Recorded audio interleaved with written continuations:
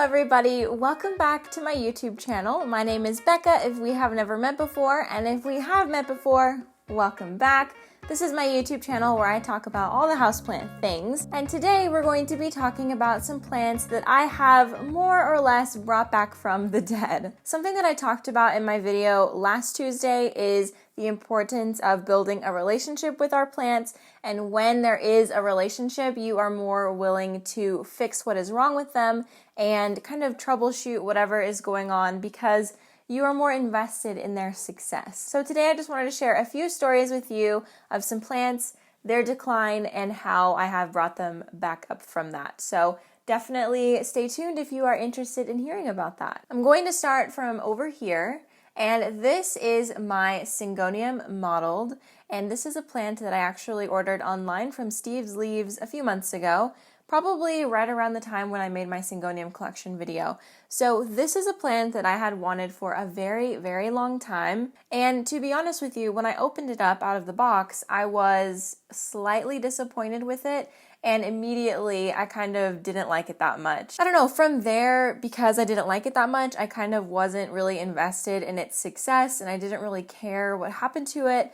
And then I realized in my head, you know what, the plant is not what I want it to be right now, but in the future it could be. And so that sort of mind shift sort of led me to wanting to take care of it again and wanting to give it the care it needs so that someday it can be more like the picture I saw online and the other examples of this plant that I have seen online. So anyway, the reason that I wanted this plant so much is because the leaves have a sort of marbled look to them, and the reason that I was so disappointed with it is because it is not very mottled. So some of the leaves when it arrived did have quite a bit of mottling on them, but they were older leaves, and the newer leaves just don't really have that much. So it kind of just looks like a regular old green Singhania. But if you look closely, you can see just a little bit of that mottling. I will show a close-up. This leaf is kind of on its way out, and this is a newer leaf that has come out. Anyway, so we have some smaller ones over here. I realized that certain Singhoniums definitely do like to dry out, and certain Singhoniums don't. And so this plant has really taught me that not all plants within the same genus have similar or even relatively similar care instructions. Kind of like the philodendron family. Like there are some philodendrons that are so easy to care for, and there are some that are absolutely not. So I would say that this is on the side of the little bit more advanced Singhoniums, and I just didn't understand why that was because it looks so basic. But as it gets older and as it gets more light, I'm hoping that it will become more mottled, and I am willing to put in the time and effort to see it get to that point. But I kind of am just curious about what this new leaf will hold, and I don't know, just a bunch of other possibilities with this plant. So I am very glad that I changed my mind about this plant and that I am persevering through not really liking it that much, because eventually I think that I definitely will. The next plant that I want to talk about today is this Hoya Cardosa Crimson Queen. I think it's a queen or it's a tricolor. I almost gave up on this plant because it was just not growing. And this is actually my first Hoya ever. So when I got this plant, I really had absolutely no idea how to take care of it. And I have expressed that in my first Hoya collection. I almost killed it. It went entirely bald, and I really was convinced that it was going to die. And I say a lot of the time that when plants lose leaves up near the pot, it's usually nothing to be worried about, but in this situation, when this plant was losing leaves at the top, it was something to be worried about because it wasn't getting light at the top of the pot.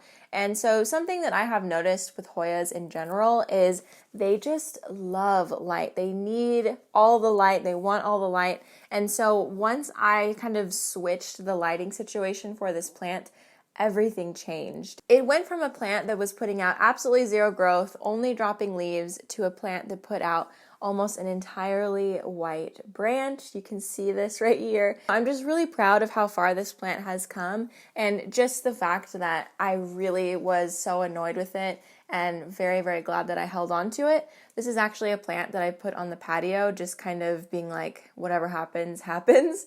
And it survived, which was really, really cool. So this is definitely a plant that lives outside most of the time because it gets so much light and so much heat. It really likes the heat, actually. It wasn't bothered at all by like the 115-degree days. I am really crossing my fingers for a peduncle this year. This is my Rafa de Fora decursiva that I featured in my first plant clinic video. If you haven't seen that video, it is basically where I show you troubled plants and how I am fixing them, and then we go over some of your troubled plants and how you could possibly fix them. So it's a fun series. It's new. I will have a new episode probably next week, so stay tuned. So I removed this Rafa de Fora decursiva from its soil, and I actually found the soil was just a little bit too quick draining. It wasn't retaining enough moisture for the root system to be happy. So what ended up happening was it was constantly curled up. And so since I have moved it to moss, it has now returned to how it looked when I bought it. So for some reason, this middle frond thing on this leaf is curly, but it has been like that since I got it, so I feel like that's just what it looks like. Anyway, this one is flattened out, and we actually have a growth point over here, and I don't know how long it'll take, but hopefully we'll grow a new branch at some point. So definitely would suggest, if you are having issues with a plant, to put it in moss and see what happens. In the past, I've put it in water, and that works really great too, but I wanted to try out moss, and turns out it works really well. Okay, the next plant that I nearly gave up on is this variegated watermelon peperomia. And for some reason, I feel like a lot of people don't know that watermelon peperomia does have a variegated form.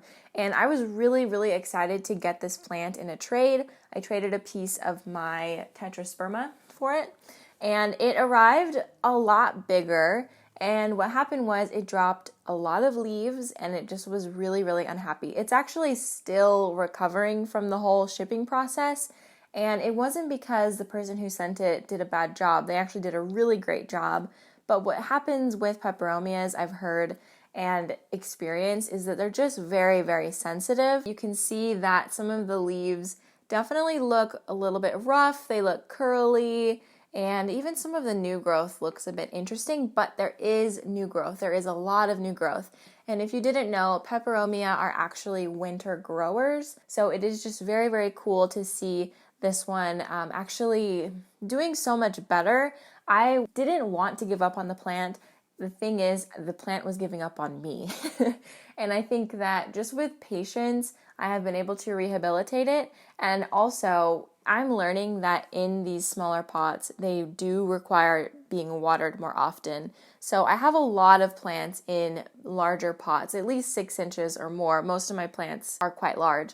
And so these smaller plants in like a 4-inch pot and below oftentimes get underwatered in my personal experience, because I'm just not used to, or I just don't want to water them as often as they need it.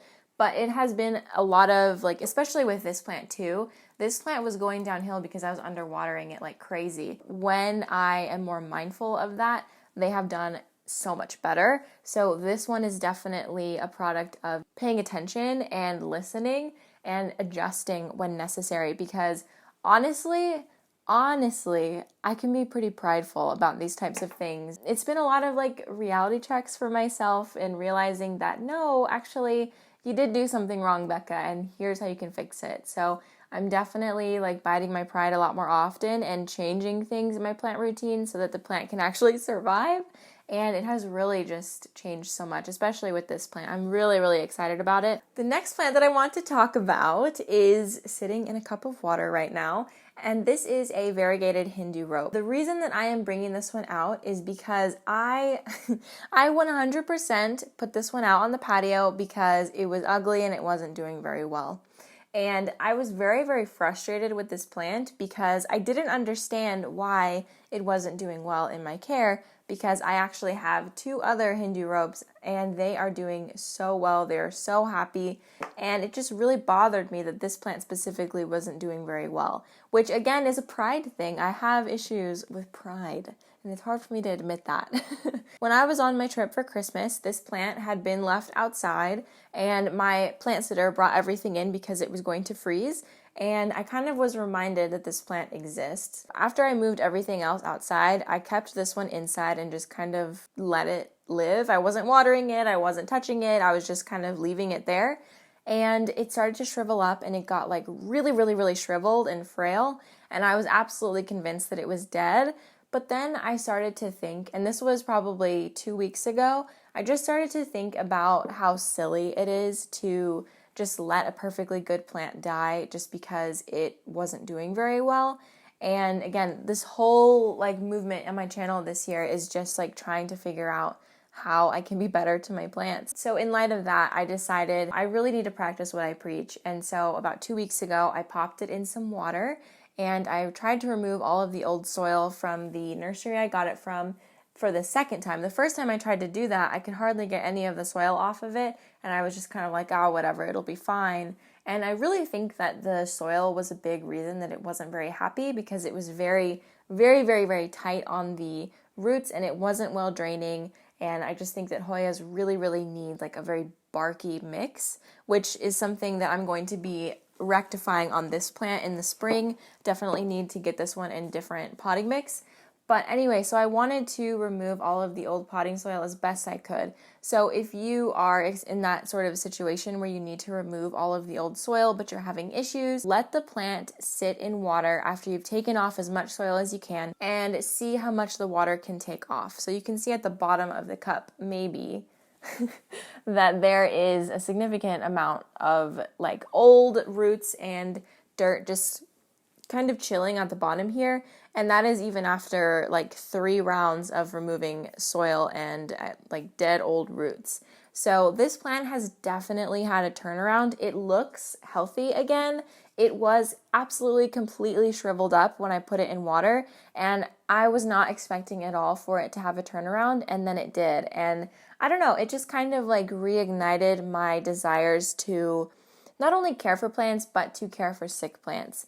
And even if the plant became sick because of me, and I need to swallow my pride in that, oftentimes plants are not too far gone when we think they are. Usually there is something that we could do, but also it's important to know, also it's important to know when enough is enough. So if this plant was still wrinkly 2 weeks later, I probably would have binned it. But since it has made a big turnaround, I'm very, very relieved, and I will be potting it up soon into some nice chunky bark soil. Okay, and the last plant that I wanted to talk about today is another Hoya, and it is a green Hoya rope, Hindu rope. And this is a plant that I actually got. It was one of my first trades ever, and I was very, very discouraged by this plant. And that is because I had it for almost a year and it put out absolutely no growth. And a lot of that was probably because it was in older soil that needed maybe more nutrients. All the nutrients in its old soil was used up. That does happen from time to time. So something that I did was I repotted it into this beautiful pot from my friend Joanna. She is a pottery maker, and for some reason it just went pfft, and it just started growing so much. And so I think especially with Hoyas, I have had this happen more than once with Hoyas in my experience, that when you do repot them into better soil or just new soil, they do so much better and they just get like a surge of growth. And I'm not telling you to go and repot all of your Hoyas, but I am just saying, when a plant just seems like it's stagnant, definitely give it a shot of some fertilizer or new soil if you think that it's time, if it's been a while since it's been repotted. Yeah, that is all I have to say today. So I hope that you enjoyed hearing some redemption stories from my plants here. It's definitely so nice to look around and know that at one point I didn't like these plants, and now we've come full circle and I really, really love them and all of the stories that they hold. So thank you so much for watching, and I hope that if you enjoyed this video, you will subscribe to my channel, give this video a like, and share my channel with a planty friend. I know you've got some, and if you don't, I have a solution for you. You should definitely check out my Instagram account and my secondary Instagram account called Indoor Jungle Directory, where you can go and find planty friends. Alrighty, you guys, thank you again for watching this video, and I will see you on Thursday. Bye!